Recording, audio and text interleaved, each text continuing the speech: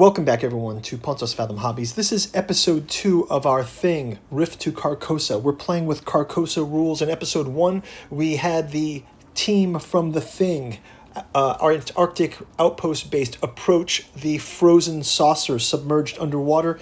This episode, we're going to enter the craft. Let's jump into gameplay. Okay, we're jumping into round number 2 of our the thing, Rift to Carcosa. We just wrapped up round number 1, really just getting the function of the game set up. You can go back and watch that one. Basically, just the setup of the game we started out in the base in Antarctica. We've got the crew from the thing film on the board.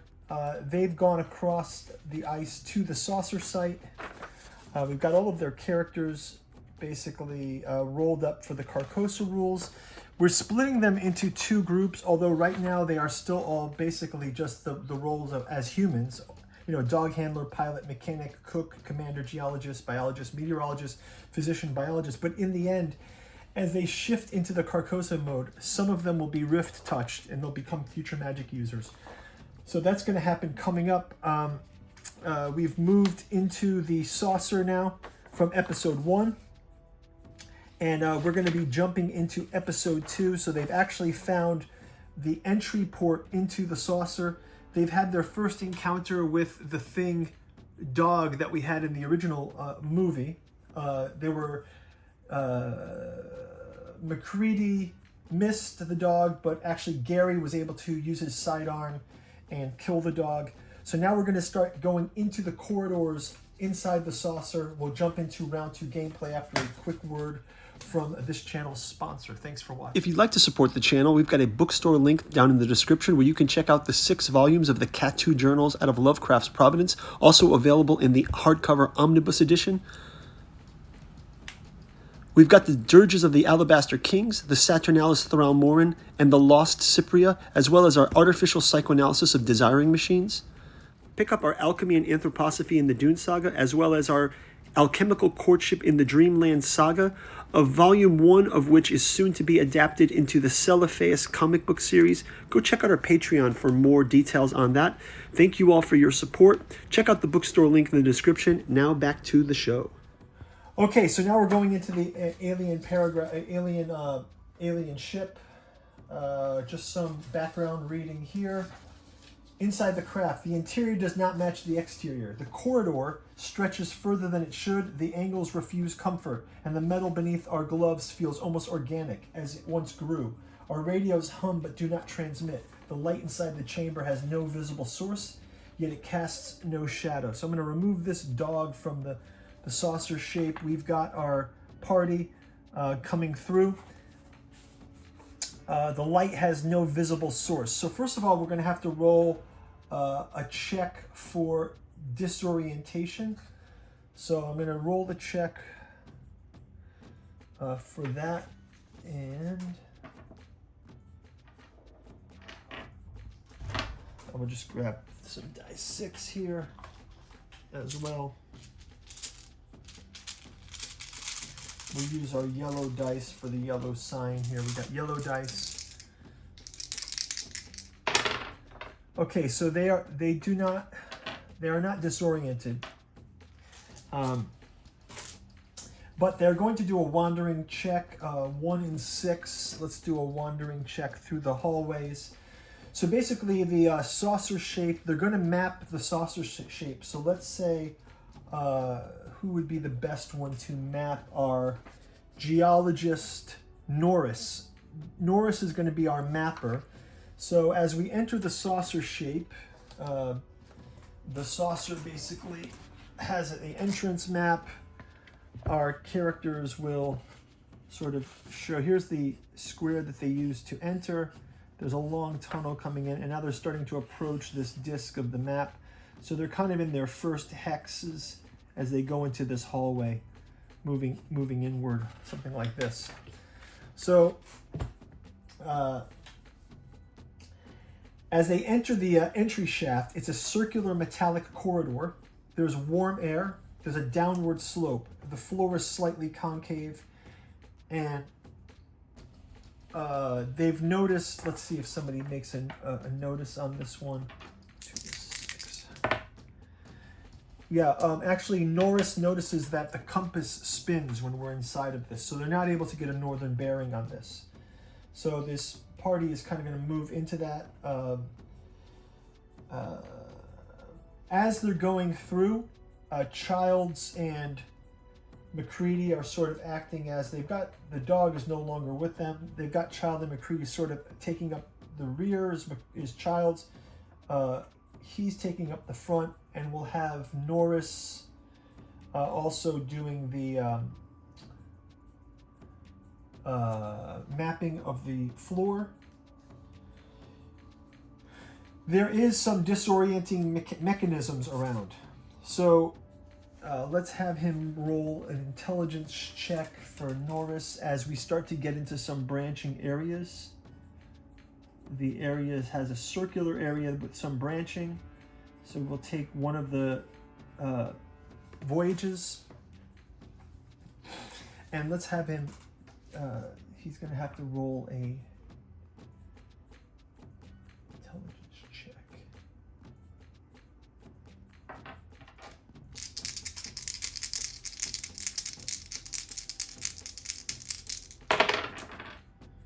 Okay, so he is able to map it correctly. They go into the first turn, and a subtle hum. They can hear the distinct hum. So there's a second turn here that they have a choice to take a turn, and they get to the first chamber. This is going to be called the Chamber of Angles. It's a circular room with doors off of it. It's got 7 doors. There's a large circular chamber. The floor pattern resembles a ritual diagram. At the center lies the chamber of impossible symmetry. The floor curves upward in geometric precision and hurts the eyes if stared at too long. Blair begins sketching without realizing it. Let's have Blair roll an intelligence check.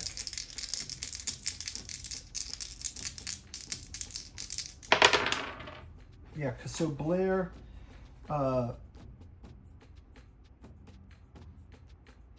they can see that Blair says that there's definitely, the way this is designed, it was used by some kind of crew. Anyone failing the test? So let's see. Let's go through the group of them. Actually, Knowles has some mild vertigo, but not enough to damage anything. And Childs is okay. Clark is okay. Windows is okay. Fuchs also is kind of feeling nauseous. So Fuchs is also feeling nauseous. So we're just marking him down as Fuchs, and Knowles as sort of having a little impact from the disorienting effect. But there's definitely some kind of disorienting effect in the room. So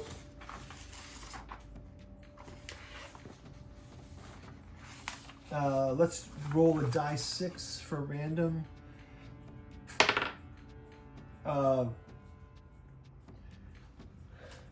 And Clark, the former dog handler, he kind of says a feeling. He says, "I feel like something's watching us." So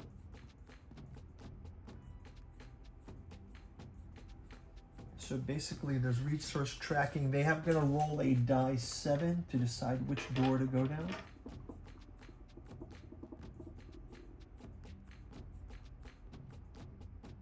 Die 5 is the die 7. So they're going to go through, they just came in through door 1. They're not going to go back. They're going to go through door 2. So they're going to take, this will be 1. 2. They're going to take door 2 out of this.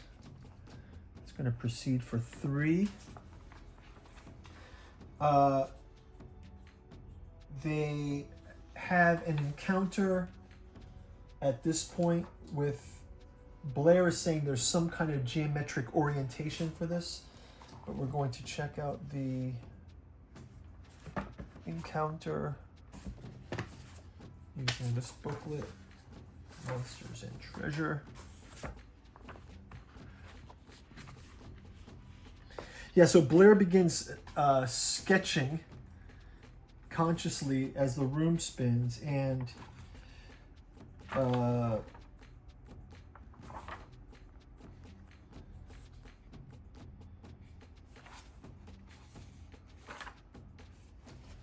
what we encounter is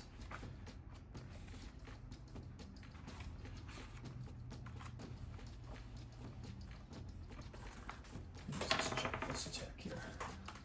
There is going to be an encounter. It is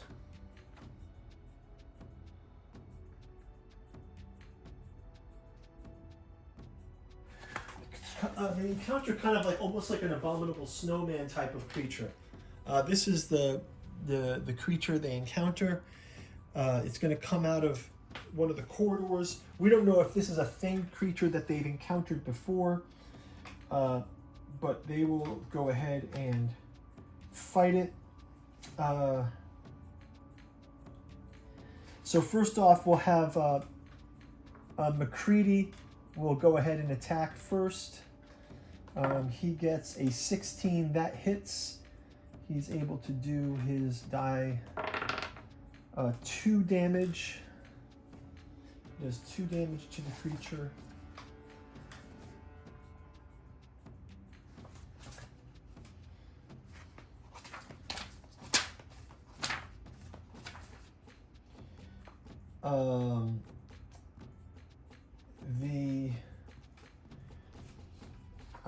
Next we'll have Gary also will fire his sidearm. Gary misses. We'll have Childs come up from behind. He'll fire it. He gets a hit. Childs also going to hit with 4 damage. Childs hits with 4 damage, so that's a total of 6 damage. Okay, so the creature is definitely injured, but with the attack, it doesn't attack with its arms. It actually has a psionic attack, so 1, 2, 3, 5, 6, 7, 8, 9, 10, 11, 12. We'll do a die 12 to see who he targets. Die 12 here.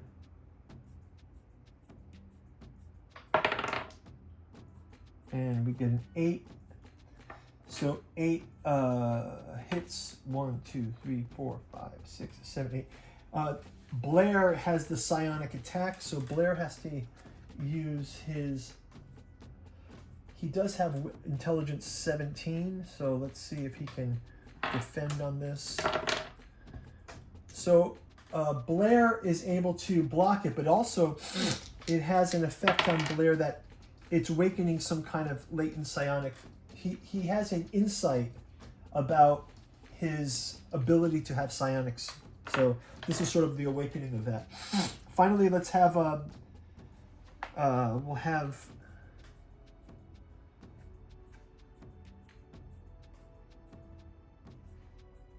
actually we're gonna have I just thought Dr. Cooper's got the defibrillators here, so he's gonna hit him with the defibrillators. Let's see what his attack is. It's a 3, he misses. And we'll have someone with the axe as well. I think this is Fuchs with the axe. Oh, it hits a natural 20 with the axe. He's going to do die 6. There's a 2, but he will get a +1 for that. That's 4. So actually, yeah, the creature, they are able to defeat the creature. The first creature. They don't take any injury, but Blair does have some damage. Okay, so Blair takes some damage. Okay, so next up, they're going to continue down the rift, the corridor. As they're going down this rift, though, they can start to hear the machinery humming more until they come to a door here. And again, it's going to open into another room, another chamber.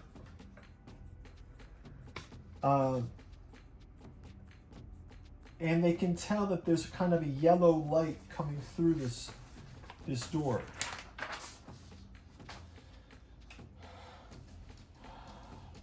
So we've mapped some of the saucer. Obviously, we do want to have, let's have a check again for everyone against their wisdom.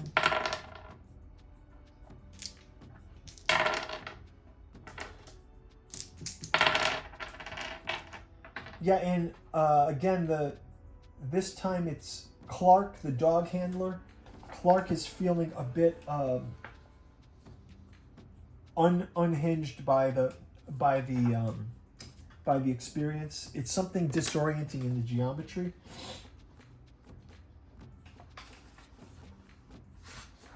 Okay, so as they enter this final chamber, they open this door, and there appears before them, sort of as they enter the room, there's a hologram that enters of a snake man of Carcosa. So this snake man of Carcosa appears to them. We'll have Blair. Blair is going to do a test here as well. And Blair is able to communicate with it. They all hear it, but Blair can actually communicate with the interface. It's basically a ship system with a snake man of Carcosa. So it's not really like a Star Wars hologram. It's a snake priest manifestation. So the snake priest manifests before Blair. The projection is stored ritual consciousness. So Blair is now stepping in front of it, and the air above the depression thickens, light bends inward, enfolding a tall, elongated form resolves, serpentine in posture, scaled, crowned in bone. Its lower form fades into a shimmer. It's not casting a shadow. Its eyes burn with patience calculation. So Blair is able to understand it, even though there's an ancient tongue. And we can see who else can roll that test. McCready cannot. Clark can understand it, but he feels nauseous. Childs does not. Knowles also can understand it. Gary cannot. Blair, we already did Blair. Cooper cannot. Fuchs cannot. And Windows cannot. Benning. Okay, so about half of them can understand. He says, the gate cycles. You arrive before your time. Warning, vessel not meant to be buried. Debris removal impeded. Carcosa is indifferent, he says. So Blair studies it with an intelligence check, and on a success, they perceive symbols into its projection. And they perceive the symbols. Now again, Blair has got clues into the magic use. I'm going to mark Blair as activating both his psionic and his magic use here. The serpentine priest